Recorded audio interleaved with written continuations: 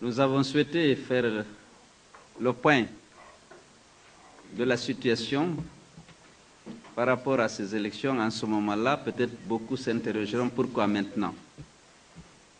Je vais commencer par vous dire que l'UFDG s'est organisé pour participer à ces élections et surtout pour faire le maximum pour les sécuriser.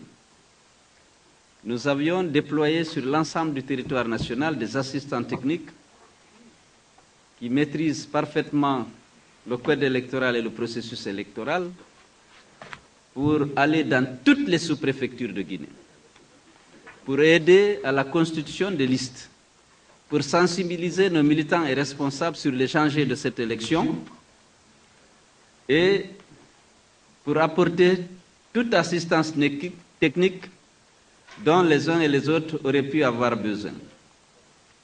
Nous avons déployé tous nos députés dans les circonscriptions électorales. Je rappelle qu'il y a un député parrain par préfecture de Guinée, puisque nous avons 35 députés au Parlement, il y a 33 sous-préfectures, chaque préfecture a un député qui assure le parrainage.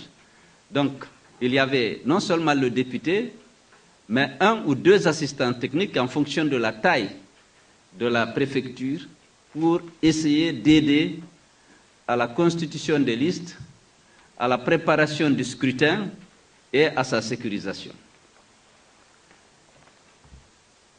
Nous avons donc fait une préparation vraiment minutieuse de ces élections et nous avons eu la chance que sur les 304 communes rurales, nous avons pu présenter des listes dans 287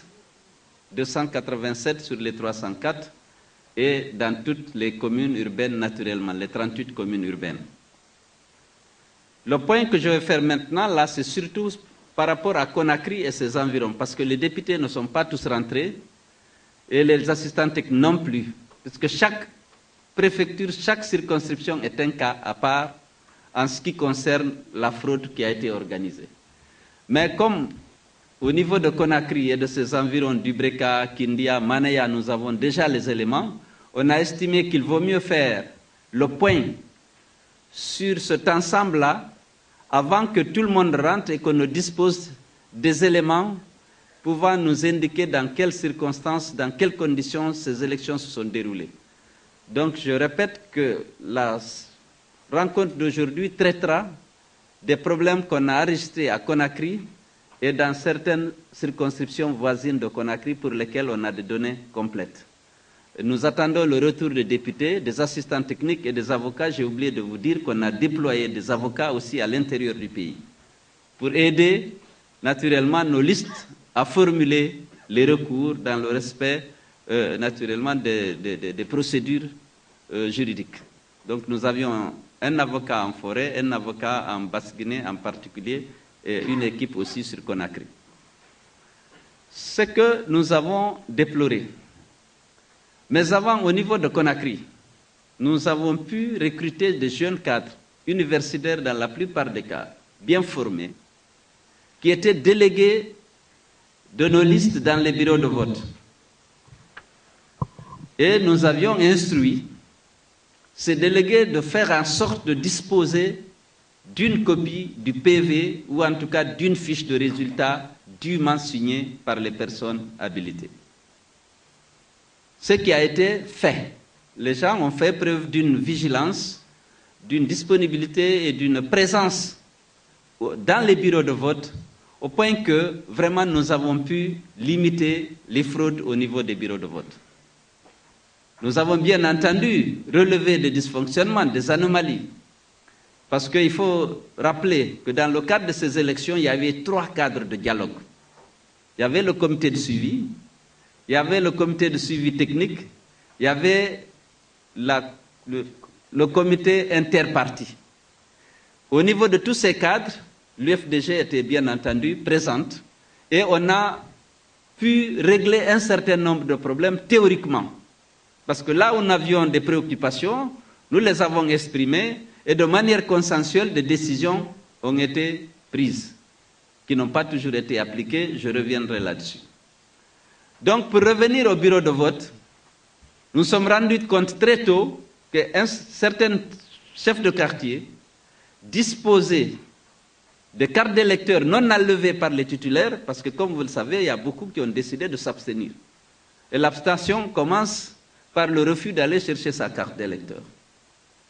Nous avions prévenu cette anomalie lors des dialogues pour dire que les chefs de quartier n'étaient pas habilités non seulement à distribuer les cartes, mais à en assurer la garde. Parce que généralement, il y a eu beaucoup de fraudes dans les scrutins passés grâce à la complicité de chefs de quartier, notamment lors du coup KO de 2015. Donc, avec la CENI, on était d'accord que le chef de quartier n'avait aucun rôle à jouer dans la distribution des cartes et qu'en aucun cas, le chef de quartier ne devait garder les cartes d'électeurs. Ce qui est arrivé le 4, c'est qu'on a mis à la disposition de beaucoup de chefs de quartier des cartes d'électeurs non enlevées par les titulaires, des procurations dûment signées, mais aussi des bulletins précochés. Mais comme on ne peut pas mettre en œuvre un projet de fraude comme ça sans solliciter les citoyens, évidemment, nos citoyens, nos militants sont allés aussi vers ces chefs de quartier. Donc ils ont reçu les ils ont reçu les bulletins précochés en faveur du RPG, ils ont reçu des cartes d'électeurs non enlevées, et on leur a promis 100 000 francs à leur retour. Après avoir voté avec le bulletin précoché, ils devaient revenir chez le chef de quartier prendre 100 000 francs. Si bien qu'on a donc pu prendre un lot important de bulletins précochés, et on s'est permis de faire arrêter un chef de quartier qui avait énormément de procurations dûment signées par le démembrement de la CENI, qui avait un lot de cartes d'électeurs et qui avait des bulletins précochés en faveur du RPG.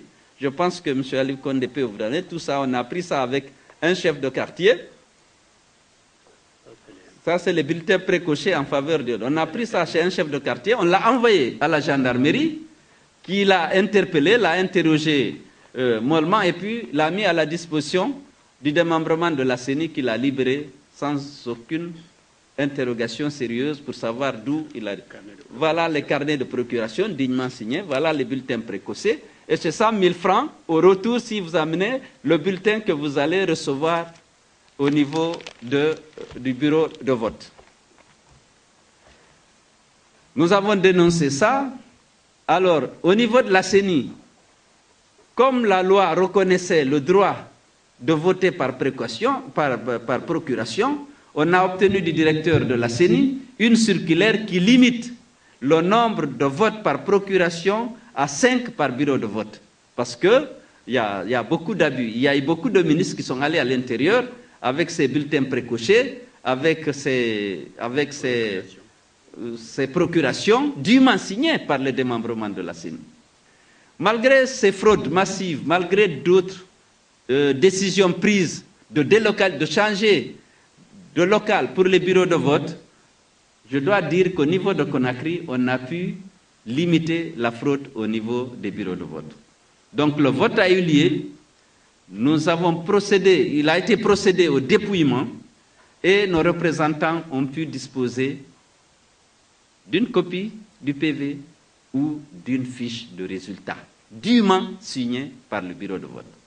Si bien que, comme on avait mis des comités de centralisation par commune, très rapidement, puisqu'il y a la communication, le parti s'était bien organisé, on a pu faire la centralisation rapidement, nous-mêmes, par bureau de vote et par quartier, très rapidement. Pour chaque bureau de vote, on a tous les résultats acquis par chaque participant au scrutin, aussi bien à Dixine, à Bratoma, à Matam qu'à Matoto. Au niveau de Conakry, l'organisation a très bien fonctionné et très rapidement, on a obtenu tous les résultats. Mais ce qui est arrivé, c'est qu'au niveau des bureaux de vote, le RPG ne s'est pas rendu compte qu'il était en train de perdre les élections à Conakry.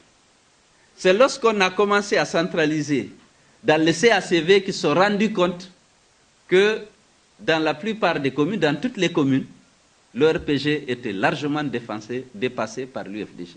Et la décision a été prise de changer l'ordre des choses. Comment faire? Alors, certains, c'est très tardivement qu'ils ont commencé à écarter là des bureaux de vote, des PV de bureaux de vote, à falsifier des PV de bureaux de vote, ou alors à les tripatouiller de manière à pouvoir les rejeter en disant que soit ce n'était pas correctement scellé, soit c'était raturé, en tout cas trouver un prétexte pour éliminer les bureaux de vote dans lesquels l'UFDG était largement en tête. Je donnerai un exemple.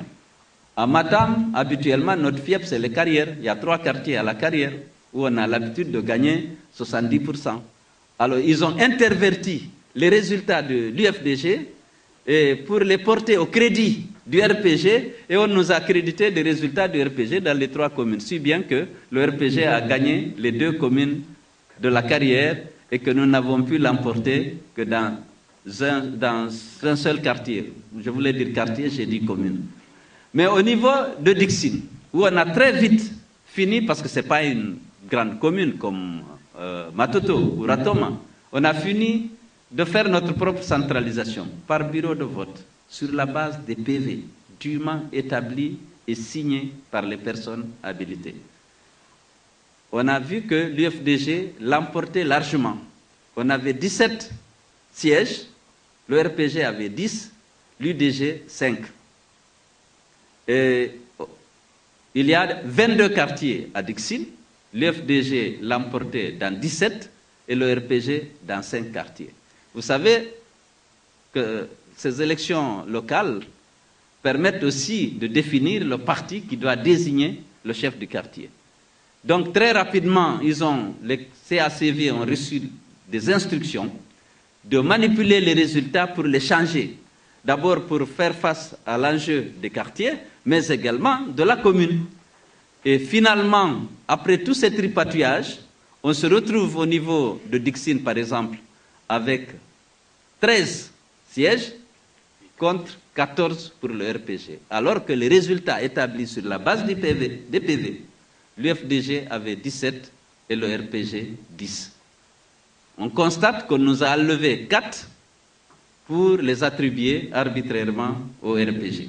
Et dans les quartiers, on a perdu 7 quartiers. Au lieu d'avoir les 17 quartiers sur 22,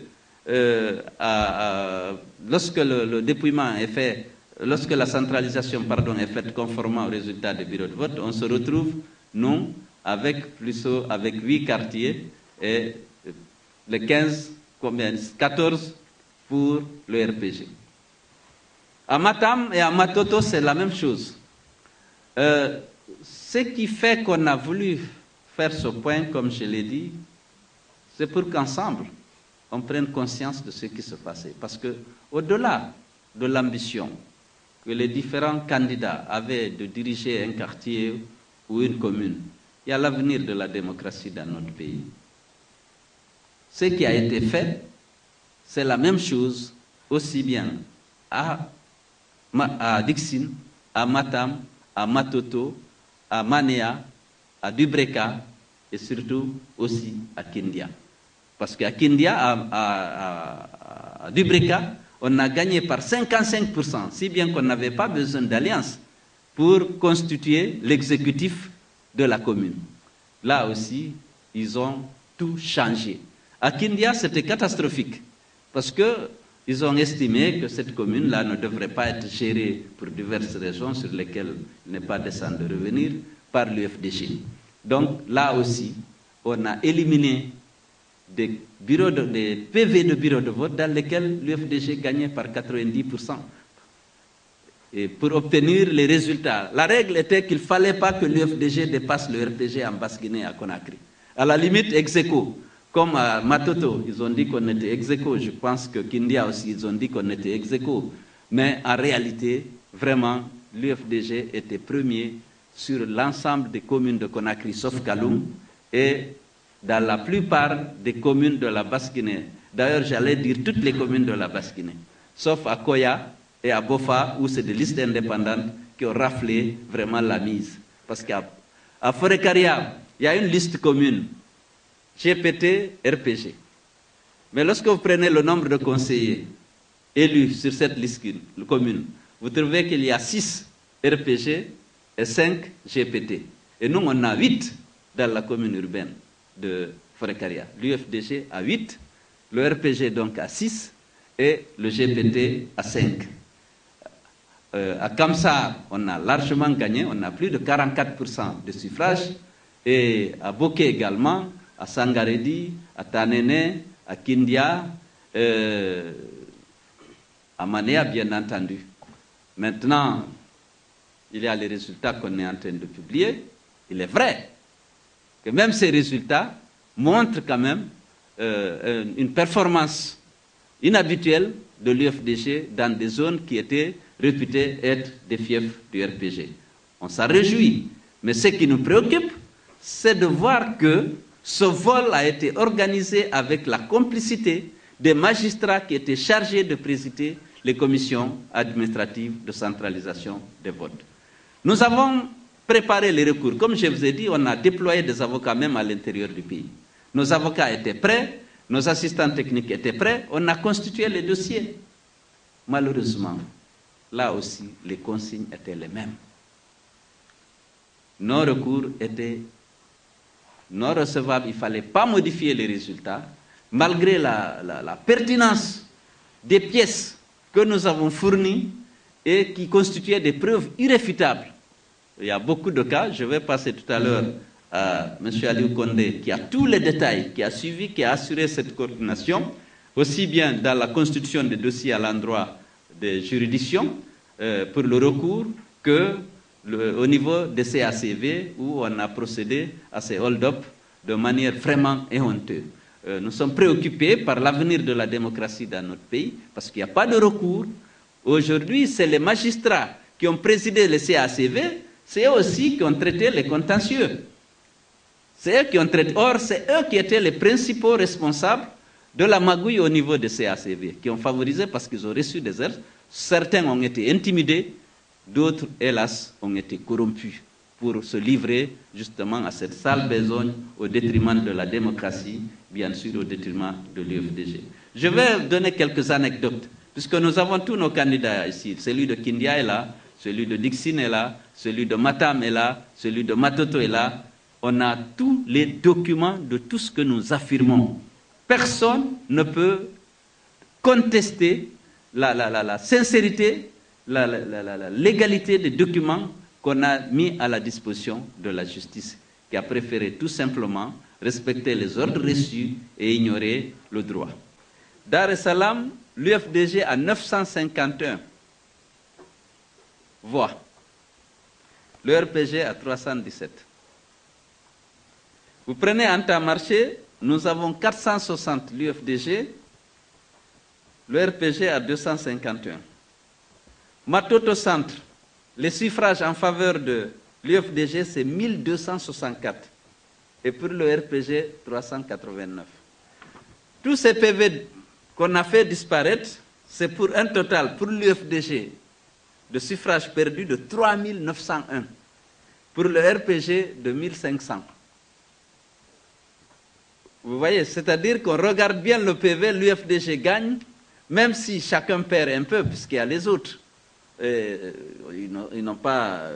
Par exemple, si vous prenez Matoto Centre, l'UFDG a 1264, le RPG 389, le BL 15, qui en a le plus, le PDN 42, le RPR 25, l'UFR 122. Mais nous, on perd 1264 voix. Et au total, les PV non retrouvés, c'est-à-dire qu'on a refusé complètement de centraliser en disant qu'ils ne sont pas là, nous perdons là 3901 voix. Et le RPG seulement 1500. Donc, vous voyez, ça modifie complètement le rapport de force au niveau des totaux. C'est-à-dire qu'on peut dire que chacun a perdu un peu, mais on choisit les PV dans lesquels l'UFDG qui était devant, et il ne fallait pas que l'UFDG soit devant le RPG, il fallait annuler les bureaux de vote ou les faire disparaître, dire qu'on ne les a pas retrouvés, même si les récépissés de leur dépôt existaient bien au niveau de ces choses-là. C'est la même chose ici. Oui, c'est le plus caractéristique, c'est celui-là. Le Matoto Centre. Oui. L'UFDG perd, c'est ça, c'est la centralise, 1264 voix, et le RPG perd 389. C'est-à-dire, dans tous les cas, l'objectif est atteint. Il faut baisser les suffrages de l'UFDG pour qu'il ne soit pas premier à Matoto. On crie à la fraude, vous ne savez pas à qui vous fiez. C'est des faits qu'on a. Dans la centralisation officielle, ces PV sont déclarés perdus. Mais lorsque vous venez à Kindia, à Matoto, à Matam, à Dixine, tous les PV perdus ou écartés, c'est des PV dans lesquels l'UFDG gagne majoritairement, largement. Ces PV, on a les numéros de PV, on a les bureaux de vote, on a les quartiers. On a introduit tout ça au niveau du tribunal qui n'a pas voulu statuer objectivement et conformément à la loi. Donc nous sommes convaincus de ce que nous disons.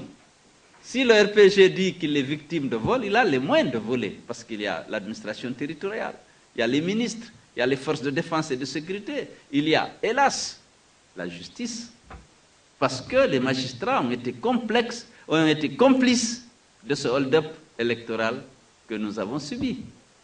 Mais nous n'avons aucun moyen d'influencer un juge.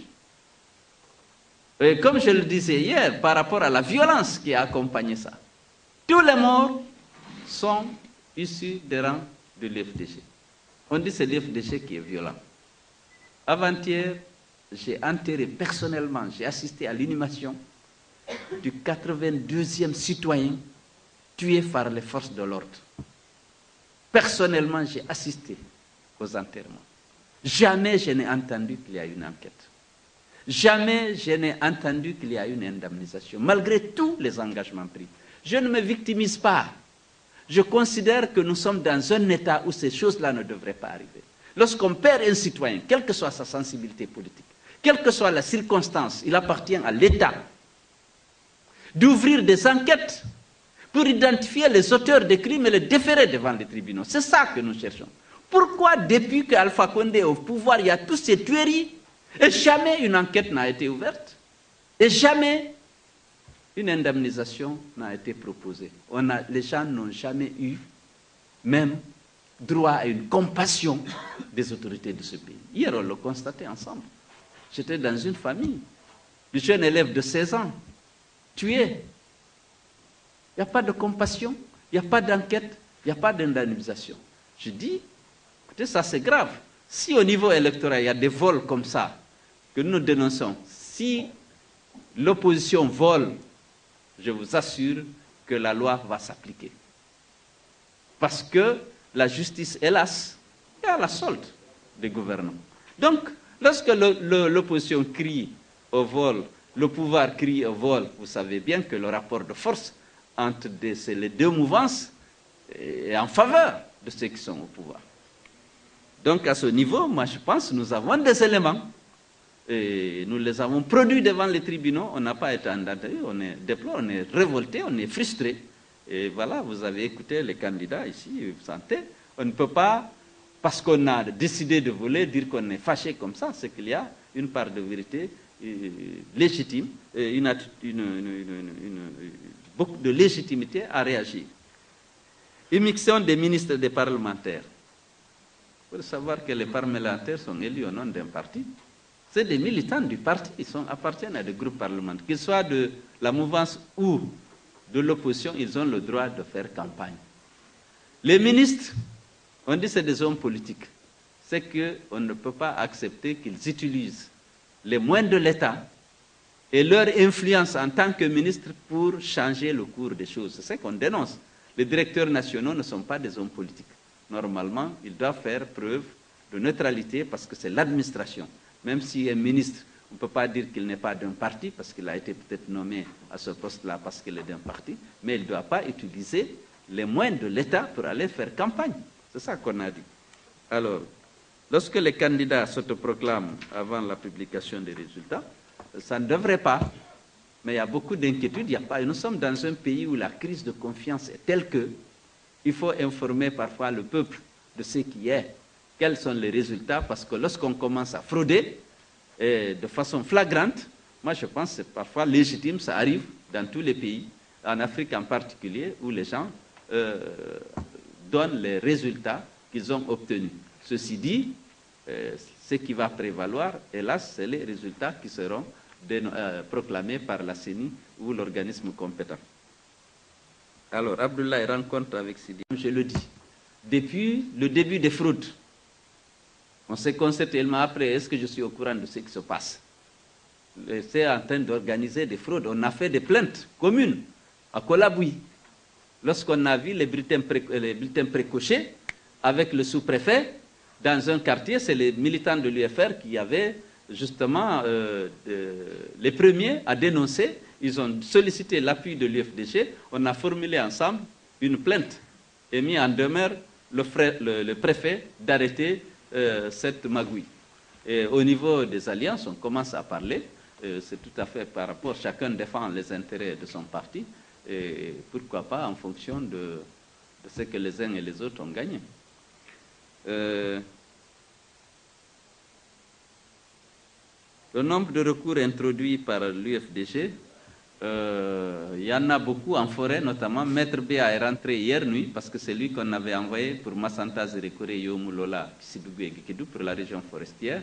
Il avait fait beaucoup de requêtes là-bas, que les bulletins sont perdus, que les bulletins n'ont pas été pris en compte. Or, c'est vrai parce que même dans la centralisation officielle, il y a le nombre de bulletins qu'on a interverti les résultats. On avait tous les éléments pour le faire parce qu'on était aussi présent dans les CACV. Et lorsqu'on a protesté, on a souvent vidé le représentant de l'UFDG disant qu'il empêche le travail d'aller normalement parce que le président de la CACV est souverain.